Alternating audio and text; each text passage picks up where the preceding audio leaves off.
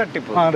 പശ്ചാത്തപിക്കുക അനുഭവത്തിന്റെ വെളിച്ചത്തിലെ പറയുന്നത്, ആത്മാവില് കൈ തൊട്ട് പറയുന്നത്. ഓടി പോയി ഒരു 1.5 കോടി. ഞാൻ അയാളുടെ ചതിക്കുടിയിൽ പെട്ടുപോയി. അതാണ് സത്യം. പോലീസുകാര് ഏറ്റവും വലിയ അന്ധവിശ്വാസികളെന്ന് എനിക്കിപ്പോ തോന്നുന്നു. നമ്മൾ പെട്ടതും പോരാ, മറ്റുള്ളവരെ പെടുത്തുകയും ചെയ്തു. കാരണം ഇത്രയും വിദ്യാഭ്യാസമുള്ള ആൾ എങ്ങനെ വന്ന് പെട്ടെന്നാക്കും? 4-5 കൊല്ലം കൂടിയൊക്കെ ജീവിച്ചിരിക്കാനുള്ള ഒരു മോഹം ആർക്കും ഉണ്ടാവില്ല. യൂസഫ് അലിക്ക് എത്ര സമ്പത്തുണ്ടെന്ന് എന്നോട് ചോദിച്ചത്.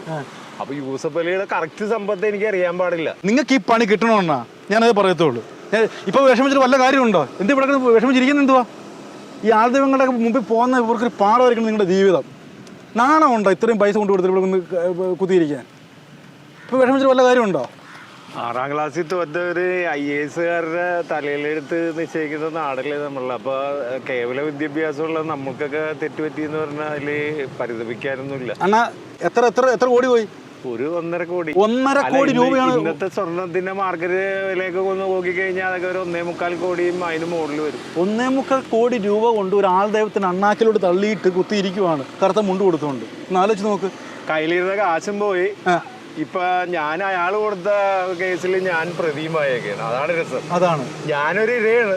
എന്റെ ഭാഗമൊന്നും കേൾക്കാൻ പോലീസിന് ഒരു താല്പര്യമില്ല. അണ്ണാ ഞാൻ ചോദിക്കും, കഥ നമുക്ക് പ്രേക്ഷകർക്ക് മനസ്സിലാവുന്ന രീതി പറയാം. എന്തായാലും എന്റെ കയ്യില് സാധാ കാറേ ഉള്ളു, അയാളുടെ കയ്യിലുള്ളത് ബെൻസ്, കൂപ്പർ, പിന്നെ എന്തൊക്കെയുള്ളതെന്ന് ഇപ്പൊ എനിക്കറിയാം, റേഞ്ച് റോവർ. അങ്ങനെ ഞാൻ ചെന്നപ്പോ അയാള് വലിയ സംഭവമൊന്നും അല്ലായിരുന്നു. അണ്ണാ എന്തിനു വേണ്ടി ഈ ആൾദൈവത്തിന്റെ ചെല്ലുന്നത്? ആൾദൈവൻ എനിക്ക് ക്യാൻസർ വന്ന് ഞാൻ സൂലായിരുന്നപ്പോ എന്റെ ഒരു പ്രിയപ്പെട്ട കൂട്ടുകാരൻ എന്നെ കാണാൻ വന്നു. ആ ആളാ പറഞ്ഞത് ഇങ്ങനെ ഒരു ജോത്സ്യനുണ്ട്, അയാളുടെ അടുത്ത് പോയി കഴിഞ്ഞാൽ ഇപ്പൊ കാര്യങ്ങൾക്ക് ഒരു തീരുമാനമാകുമെന്ന് പറഞ്ഞു. അണ്ണാ ജോലി എന്തുവായിരുന്നു? ഞാനൊരു ഗവൺമെന്റ് കോൺട്രാക്ടർ. അത്യാവശ്യം നല്ല രീതിയിൽ ജീവിച്ചു വരുന്ന ഒരു ഇതായിരുന്നു. കയ്യിൽ കുറച്ച് പൈസയും ഉണ്ടായിരുന്നു. പൈസയും കാര്യങ്ങളൊക്കെ അത്യാവശ്യം ഉണ്ടെന്ന് അറിഞ്ഞുകൊണ്ട് അയാള് എല്ലാവരെക്കാളും കൂടുതൽ എന്നെ സ്നേഹിക്കുകയും എന്നെ പരിഗണിക്കുകയും ചെയ്ത് കഴിഞ്ഞപ്പോ ഞാൻ അയാളുടെ ചതിക്കുടിയിൽ പെട്ടുപോയി. അതാണ് സത്യം. അയാള് ക്യാൻസർ മാറ്റി തരാന്ന് ഉറപ്പ് പറഞ്ഞു.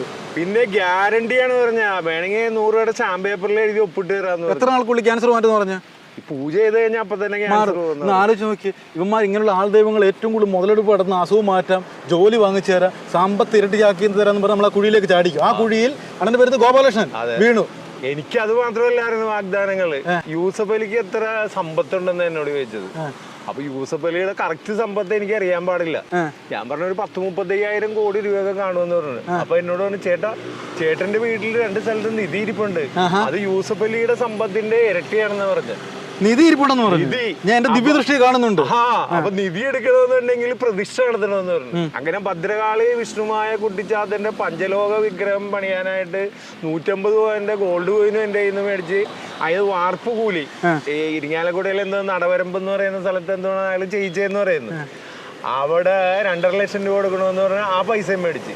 ഇതെല്ലാം കഴിഞ്ഞ് പ്രതിഷ്ഠ ചെയ്തെല്ലാം കഴിഞ്ഞ് ഞാൻ പിന്നെ ഈ മാർഗത്തിൽ ആ റൂട്ടിൽ ഒരു ദിവസം പോയി കഴിഞ്ഞപ്പോഴാണ് 12,000 രൂപയുടെ വിഷ്ണുമായയുടെ പ്രതിമയും 8,000 രൂപയുടെ ഭദ്രകാളിയുടെ അതേ സെയിം പ്രതിമ അവിടെ ഇരിപ്പുണ്ട്. ഇത് എന്തോ പറഞ്ഞ പുള്ളി മേടിക്കുന്നുണ്ട്. ഈ 1.5 കോടി രൂപ മേടിച്ചെന്തിനാ?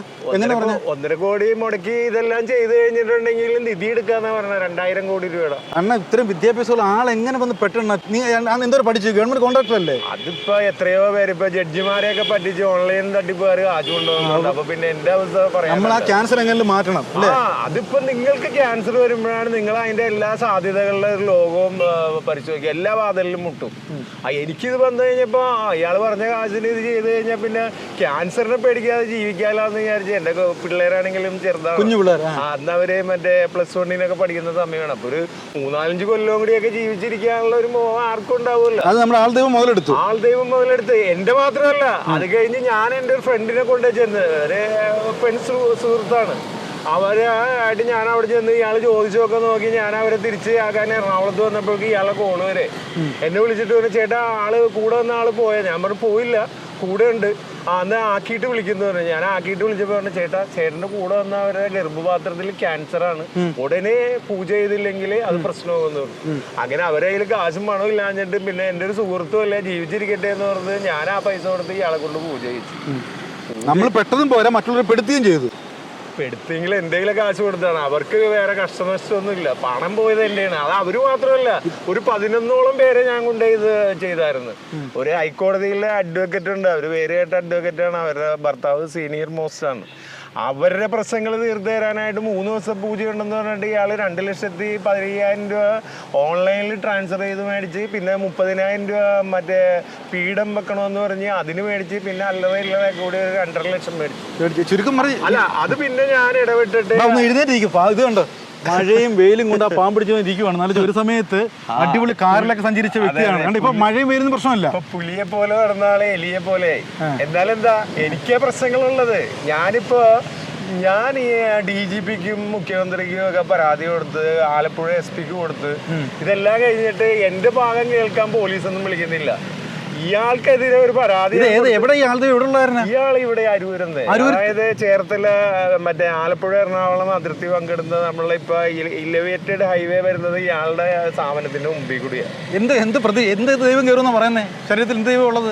ദൈവം ഒന്നും ഇല്ലെന്നേ. ഇത് ഒരു തരം ബിസിനസ്സാണ്. ഇപ്പൊ ട്രെൻഡിങ് ആണല്ലോ വിഷ്ണുമായ കുട്ടിച്ചാത്തൻ എന്ന് പറഞ്ഞാൽ വലിയ സംഭവം. കുട്ടിച്ചാത്തന്മാർക്ക് ഒരുപാട് ഇറങ്ങിയിട്ടുണ്ട്.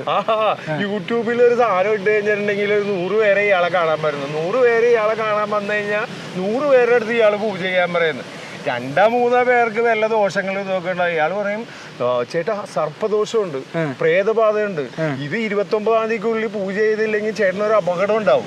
അപ്പൊ കയ്യിൽ കാശുള്ളവനാണെങ്കിൽ പേടിക്കാനൊന്നുമില്ല, കാശ് മുടക്കി പൂജ ചെയ്യുക. കാശില്ലാത്തവരെന്ത് ചെയ്യുന്നത്, സ്വർണ്ണമോ മാലയോ പണമോ എന്തെങ്കിലുമൊക്കെ ആരെങ്കിലും കടവും വിലയും മേടിച്ചിട്ട് വന്ന് ചെയ്യും.